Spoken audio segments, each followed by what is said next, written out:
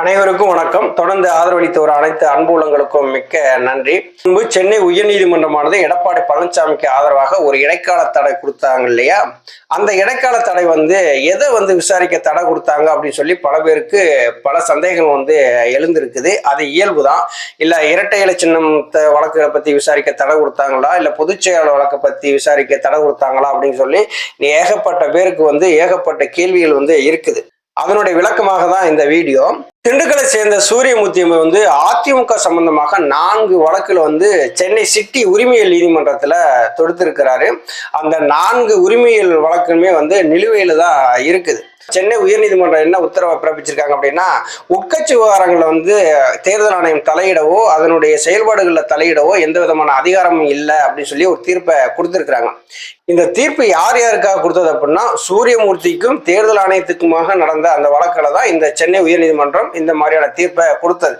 அதிமுகவுக்கு பொதுச் செயலாளராக தேர்ந்தெடுக்கப்பட்டதே சட்ட விரோதமானது, அது கட்சியினுடைய சட்ட விதிகளுக்கு முரணானது, நீங்க விரைந்து விசாரித்து முடிவெடுக்கணும் சொல்லி அதிமுகவுடைய முன்னாள் MP OP Rabindranath, Pugazhendhi, KC. Palaniswami, Ramkumar Adithan, இன்னும் பல பேர் தேர்தல் ஆணையத்தை அணுகியிருந்தாங்க.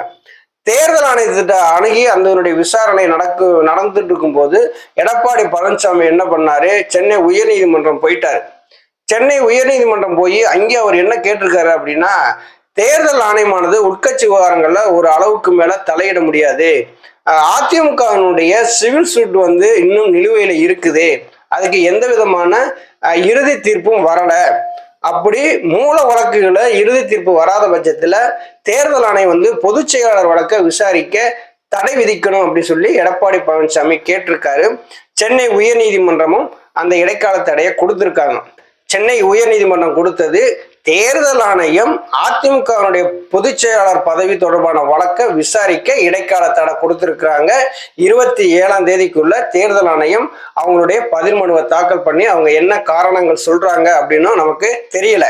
எடப்பாடி பழனிசாமிக்கு இடைக்கால தடை கிடைத்த உடனேயே அவர்கள் சார்ந்த அந்த அணியினர் எல்லாருமே ரொம்ப சந்தோஷப்பட்டாங்க. நாங்க போற இடங்கள் எல்லாமே வெற்றி தான், எங்கள்கிட்ட கட்சி கொடி சின்னம் எல்லாமே இருக்கு, நாங்க தான் அதிமுக அப்படின்னு சொல்லி அவங்க கொஞ்சம் சந்தோஷப்பட்டுக்கிட்டாங்க. இந்த சந்தோஷம் ரொம்ப நாளைக்கு நீடிக்குமா அப்படிங்கிறது நீடிக்காது. எடப்பாடி பழனிசாமி என்ன நினைச்சிருக்காரு அப்படின்னா, அந்த பொதுச் செயலாளர் வழக்கை விசாரிக்க நம்ம தடை வாங்கிட்டோம்னா இரட்டை இலை சின்னத்தையும் விசாரிக்க மாட்டாங்க, அதனுடைய வழக்கை விசாரிக்க மாட்டாங்க அப்படி சொல்லி அவர் நினைச்சு நீதிமன்றம் போனது. ஆனா நீதிமன்றமும் ஒரு தெளிவான உத்தரவை தான் பிறப்பிச்சிருக்காங்க. இரட்டை இலை வழக்கும் சேர்ந்துதான் ஒரு தடை கொடுத்துட்டாங்க அப்படின்னு நினைச்சிட்டு இருக்கீங்க, அது கிடையாது. இரட்டை இலை வழக்கு சம்பந்தமா விசாரிக்க எந்த விதமான தடையும் சென்னை உயர்நீதிமன்றம் கொடுக்கல. சூரியமூர்த்தியினுடைய வழக்கு விசாரணை நடத்தவோ ஐயா ஓபிஎஸ் அவர்களுடைய கருத்தை கேட்கவோ எந்த விதமான தடையும் கிடையாது. தேர்தல் ஆணையம் இரட்டை இலை வழக்கு சம்பந்தமான அந்த விசாரணையை நடத்திக்கிட்டே தான் இருப்பாங்க. நீங்க எல்லாத்துக்குமே ஒண்ணு புரிஞ்சிருக்கும், எடப்பாடி பழனிசாமிக்கு கிடைத்த அந்த இடைக்கால தடை என்ன அப்படின்னா, அதிமுகவின் பொதுச் செயலாளர் தொடர்பான வழக்கை விசாரிக்க தேர்தல் ஆணையத்துக்கு இடைக்கால தடை விதித்தது உயர்நீதிமன்றம். ஆனா இரட்டை இலை வழக்கு சம்பந்தமா எந்த தடையுமே கிடையாது.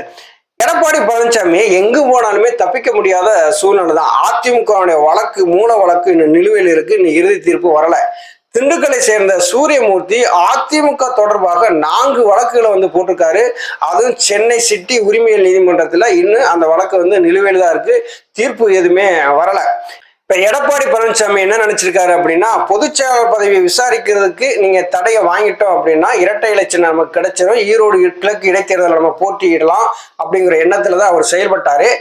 ஒரு கட்சிக்கு சின்னத்தை கொடுக்கறதே தேர்தல் ஆணையம் தான். இன்னைக்கு தேர்தல் ஆணையம் கையில இரட்டை இலை சின்னம் இருக்குது.